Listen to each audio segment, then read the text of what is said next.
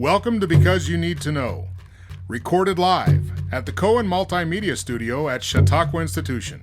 I am Edwin K. Morse, President and Founder of Pioneer Knowledge Services.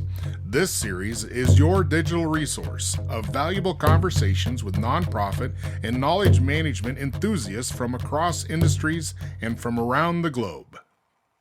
Today's guest is Professor Dave Snowden.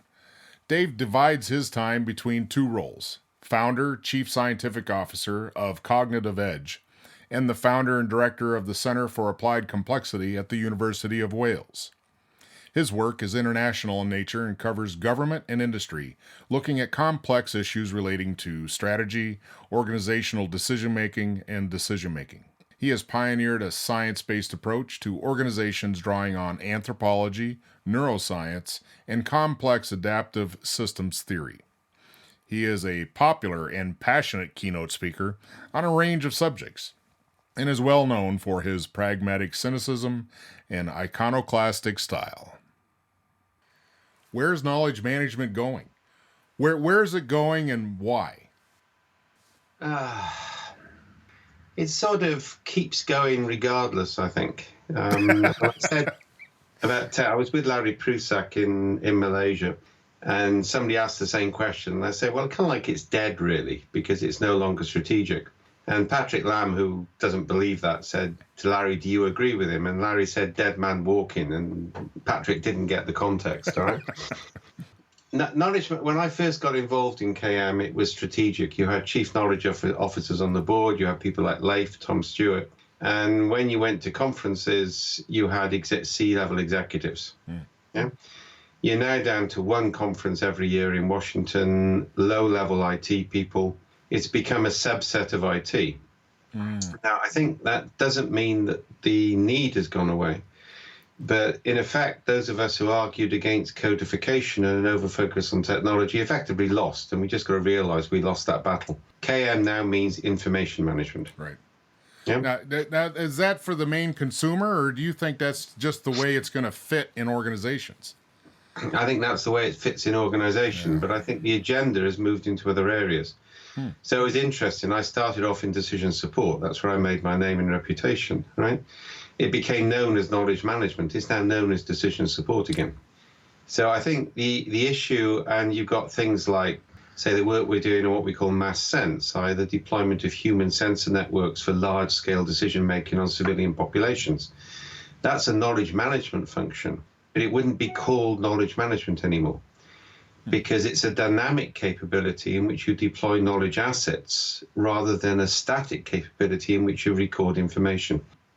It's manifesting now under different names and functions. Where do organizations go to even find out if they need it? Why would you recommend to a nonprofit that is a small to mid that's like, well, I'm not sure if we need this? I think if you went down a knowledge management route and you employed a chief knowledge officer or a knowledge management person and sent them on a certification course and built a community of practice, you'd be wasting your money. On the other hand, if you say, and let me give you an example, we're doing work with the UN at the moment, with UNDP, right? Major not-for-profit. And one of the big issues they've got is how do they know what they know and how do they deploy it when requests for aid don't come in within traditional silos anymore? So what we're doing there is building a narrative-based knowledge search engine, yeah, in which we gather all sorts of stories about what's worked or not worked in the past over multiple human agents, and this is into a quantitative framework.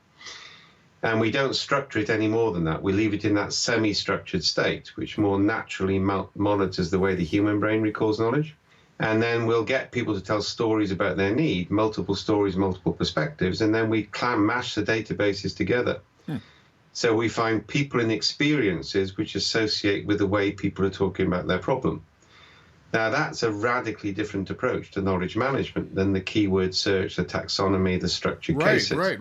You're talking more of just a free flow, right? I mean, right. Is it somebody actually doing a little bit structured interview, or is it just tell us a story? It's actually free format, all right? The key thing we developed, and this originally came from DARPA work on counterterrorism, is we were there looking at how do we know when a civilian population is going to support terrorism. And that's a knowledge management issue. But so what we developed was what called self-ethnography or distributed ethnography. So people tell stories and insert them into quantitative frameworks. So I've got a quant approach and a qual domain, which allows me to scale to very large volumes very quickly. But I don't structure it in advance because I don't know the nature of the query till the query comes in. Right.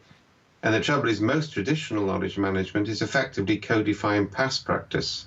It's not responding to future need. Interesting, there's a famous quote by Polanyi who said, "I always know more than I can say." Now, I extended that in one of my 3 rules of knowledge management to say we always know more than we can say, and we will always say more than we can write down. The process of going from my head to my mouth to my hands, from what I know to what I can speak to what I can write down, is a process of loss. This links it with Boasso and knowledge assets as well. So one of the things Max Boasso and I developed is the concept codified knowledge is very high abstraction, highly codified. It's like a map. Yeah. Purely abstract knowledge, so low abstraction, low codification is like a taxi driver or a bond dealer. And the trouble is, these people have assumed that you can get rid of one and replace it with the other, and you can't. Whereas narrative is a halfway house. It carries enough ambiguity, but if you look at it, and I've done work with civil engineering companies, most of their knowledge is stored in stories, not in structured databases. And human beings have always taught through story. So that as a search mechanism is key. I mean, we deployed with the US Army into Afghanistan, for example. Company commanders' stories told in real time were more valuable than patrol reports written at the end of the day. And the same is true for lessons learned. Your reflection on a company command, that structure is a self-made. It was made by need, right? That came up from the captains, not from the authoritative army. Yeah, it actually came from people at West Point who I was working with who were concerned about young officers going into the field. But interestingly, and it's one of the other rules I developed for KM work, don't ask people to contribute 10 minutes of their time unless you give them an hour back. And it's got to be tomorrow.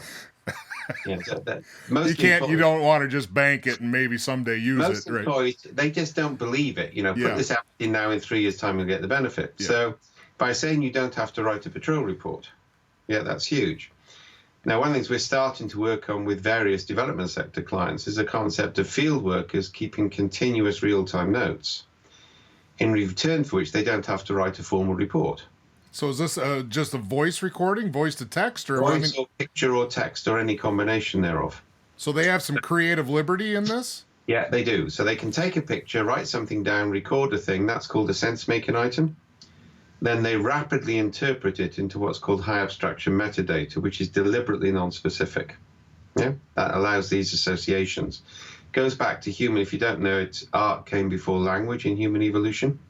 So we naturally think in abstraction, so we reflect that.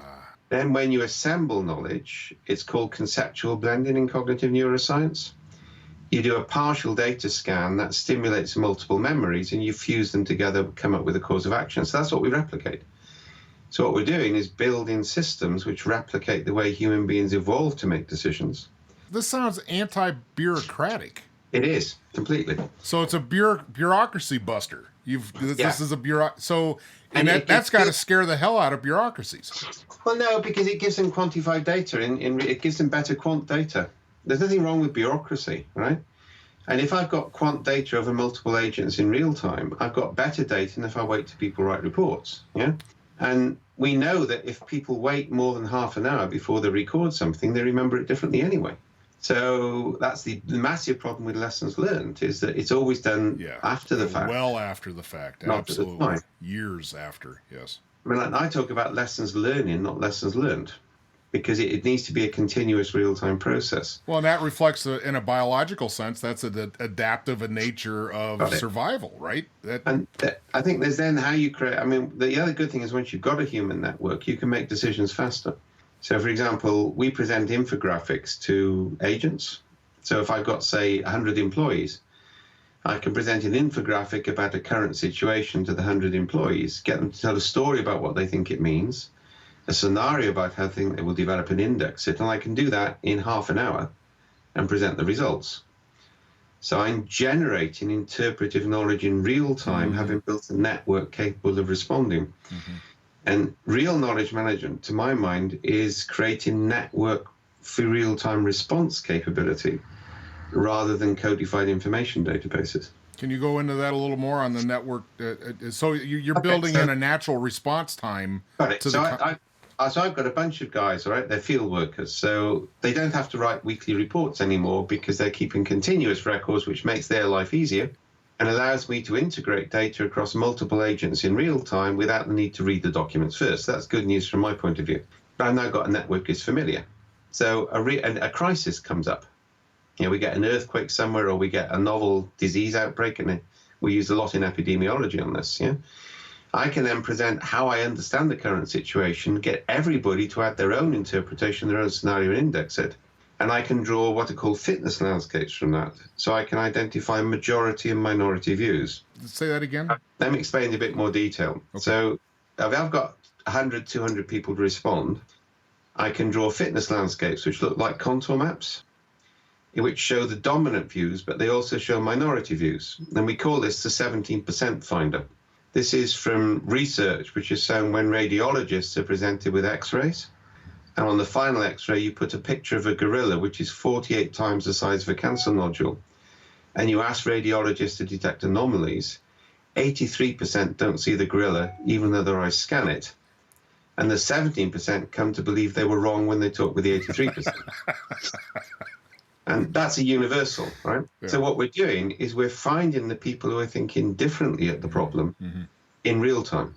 Now, again, that's a knowledge management system because it doesn't assume we can know in advance what we need to know, but it creates a multiply cognitive diverse capability to know what we need to know when we need to know it. That begs the question then on the HR side, on the onboarding and the selection of people who are going to do the work, you have to have a level of awareness and cognition to begin with, correct? Actually, no, it's quite simple. We've done this with illiterate girls in Africa on genital mutilation. Yeah, storytelling and graphical interpretation is easy. People get it fast. Okay. Yeah. Okay. And it's tactile. And it's quite interesting. We look at the work we did with people who've been genetically mutilated, for example. When we represent their stories for indexing by experts in Washington or London, they don't index them the same way the girls index them. They index them differently. Now, there are three responses to that. The legitimate one is, okay, we're different. Why? What does it mean? Because you're experts, you're going to see it differently. The illegitimate ones are, oh, shit, why don't we index it the way we do it? That's just stupid. The really bad one, which is the most common one, is they don't understand their own stories. They've got it wrong.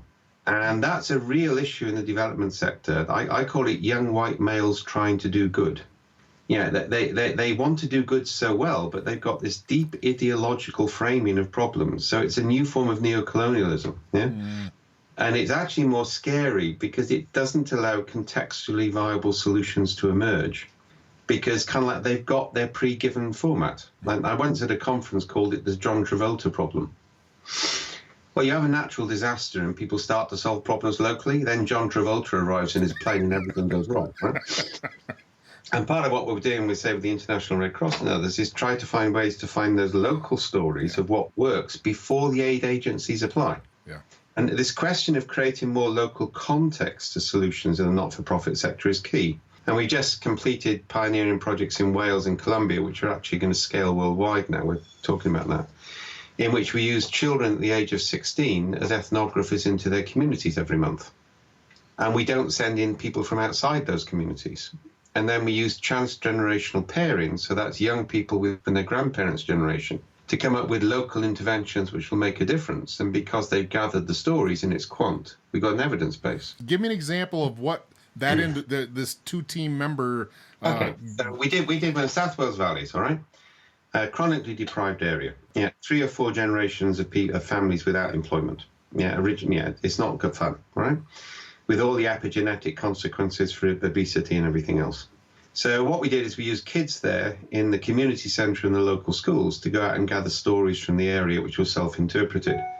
We then did the landscape maps and we identified a shift which was needed. This was done at a ministerial level. So kind of like you then ask this basic new theory of change. What can we do tomorrow to create more stories like this and fewer stories like that? Everybody understands that. Asking how do we create a culture of legality or reduce drug use, nobody gets. More stories like this, fewer stories like that. We then had a self-facilitated workshop in which young people were taught to use the software if they brought somebody from their grandparents' generation to work with them. So the idealism of youth with the pragmatism of old age. and they came up with small interventions. The most effective was a bike park. I mean, people wanted grandiose schemes for improvement that would get the press, but the reality is, if you got the bike park by the pub, people would go to the pub at the weekend. The fire service had spotters for fire breaks. The kids had somewhere to go. There were so many ramifications of one small change, and the community already knew that. And one of the big problems with not-for-profit is people designing solutions for people rather than allowing people to design solutions for themselves. Hearing in the back of my head, Occam's razor, right? There's that it doesn't have to be so complicated, and we don't have to come up with those grandiose ideas. Got it. If we just listen. To avoid colonialism, right? Because the trouble is, the minute you come from a specific culture with a specific belief system. Yeah, and I remember when I left university, when I was working on Aboriginal land rights in Australia and also auditing the refugee camps on the banks of what was then the Zimbabwe, right? Now that was a harsh awakening because those cultures were radically different from anything I'd met before. Yeah, and it was quite interesting. I had a really bad experience this Saturday. So I was meant to be a keynote at a WHO conference in Jeddah in Saudi Arabia. So I thought I had all the right visas and everything, but I arrived there, it turns out I didn't. So I get dumped on a plastic chair, and literally 9 hours later, I'm taken away. I've had no food, no drink. I've had no idea what's going on. I'm an ethnic minority in a dominant group speaking a language in a bureaucracy, and I suddenly realized what it's like for people. Yeah, and that was a salutary experience on Saturday. I blogged about it, right? Because that's the reality of what we're doing to people. We're basically removing their agency and their own solution. We're making them dependency. So in your case of the bike path, was there any preload of go solve this problem, or you just gave them the tools? The question to the community was, how do we create more stories like these and fewer stories like that? They came up with an idea. And that's a democratizing question on change. If you go to participative action research or workshops, basically, I mean, there's a whole anthropological criticism of this. They attract people who match the culture of the facilitators. They don't catch the people we really need to talk with. Mm-hmm. So what I've been working on this for 15 years now. We're trying to remove any external facilitation from the process completely. Yeah. Because the minute you have external facilitation, you bias the results. Well, it's a concept of the Petri dish, right? You don't want to contaminate the study. You just see what happens. But the agency is also critical. If I look at some of the work we're doing in health at the moment, for example, with patient journeys, where people are keeping diarized records of their own health journeys, which means we can record their attitude to pain and empathy. We can account for a significant amount of the variation with people with the same physiological condition by the way they interpret their stories. But critically, by being able to tell a story which they know will go into a formal system, we increase their agency in their own pathway. Mm-hmm. Mm-hmm. And I think that's key. Agency is vital in this. That opens up the art of creativity. If a person knows they have ownership, then they're more creative, I would think. Yeah. And also, the other big idea here is the peer-to-peer knowledge flow. So if I take my children's project in South Wales, we've also done that in Colombia. We're now starting in Singapore. We've done it in Egypt. We've done it in Pakistan. We're now looking for external funding to make this for every school in the world. Because what I want is every child at the age of 16 gathering stories every month. And we know how to do that. We know how to scale it. We've proved it, right? Now, if I've got that, I can kill the problem with the internet because I've now got a human buffer in the system. But I also allow peer-to-peer knowledge flow because a kid can gather stories from, say, their mother doing farming somewhere in Ethiopia and say any more stories like this and find them from other areas all over the world. So I don't need knowledge to be mediated by an agency. It can flow horizontally. Awesome. And that's, again, key on the next generation of KM. Where do I sign up? Well, we're looking for cities to join. We're packaging that up, by the way, for cities and small countries and provinces, because they can make decisions. Yeah, big countries can't. They have more liberty in that agency role. Yeah. Yeah, and I mean, the concept here, it's interesting. In Wales, where I come from, we're unique as a country, well, in many ways, and we've just beaten the English at rugby, so that makes me feel weird. The most important thing in life is to beat the English, right? But one of the things that we did a few years back is we created the Future Generations Act. So no laws can be passed unless they explicitly take into account the needs of the future generations. And we have a whole commission there to enforce that. Now we're working with them because this is part of that program. Sure. So to see the present and the future through the eyes of the future generation is critical on this. Yeah. But it's got to be quant and it's got to be large volume, and you've got to avoid young people's assemblies don't work because they're too idealistic. You need deeply pragmatism, which is why we use this transgenerational pairing, which is called I think I termed it. I think other people have picked it up. I called it the grandparent syndrome. Okay. Syndrome. Grandparents will tell things to grandchildren, they won't tell the children, and vice versa. And there are sound evolutionary reasons for that. Yeah, because actually grandparents have been the primary child carers for most of our evolutionary history. You haven't got anything to lose or gain. There's actually a key issue on brain plasticity as well. Kids are very open, and when people pass 50s, they're very open. They're quite closed between those periods. So over 50, it tends to be synthesis. Under 20, it tends to be inspiration. So you combine the two. Yeah? Wow. And again, that's taking a natural science approach to a social system. So we know this stuff from natural science, so we apply it. That sounds sensical. Why is so with this sensical approach and your very pragmatic approach, where does the international standards that are just came out of KM fit? Do you see a fit, or is it? I'm writing 3,000 words on why they're a waste of time at the moment. I mean, I was meant to be on that committee, and I eventually turned it down. I was on the first BSI committee for the first set of BSI standards to come out, and it's like a 4 or 5 year cycle. It's really, I think, to be quite honest, the reason the people who volunteer to do it are KM consultants, because they can use it on their CVs. And it's so anodyne, it means nothing. And actually, to be quite honest, a lot of it is wrong, because it's coming from a systems, the dominant way of thinking at the moment is a systems thinking, engineering, outcome-based target. Right. So it's not even up to date on knowledge management. So if people need it as a sinecure, fine, all right? If they need it as a prop, fine. The only people who will take account of it are people who see KM as a bureaucracy, and it's a tick box function. Yeah. And I say the real work on KM isn't called that anymore. So is the prominent effort on your side just to lose and stop using KM as a terminology? I haven't used the term. I think I've got the third highest reference paper ever in the history of KM in complex. I mean, I've got a reputation in that. Yeah. I don't mind talking about it. I just don't see it as strategic anymore. I won't get a C-level audience, not for profit or for profit, if I want to talk about KM. If I talk about distributed decision support, if I talk about managing complexity science, which is my main field at the moment, if I talk about, understanding human sensor networks real time, then I get an audience. KM, I won't. So I will ask, and this is the lightning round, what's your definition of KM? Oh, I've had many over the years, all right. I think knowledge is the means by which we create information from data, which is in a direct opposition to that nonsensical data, information, knowledge, wisdom pyramid. If anybody talks about wisdom management, they should be taken out and shot for their own. Right? If you don't share knowledge, then information becomes data. So knowledge is the way that we filter data to create information.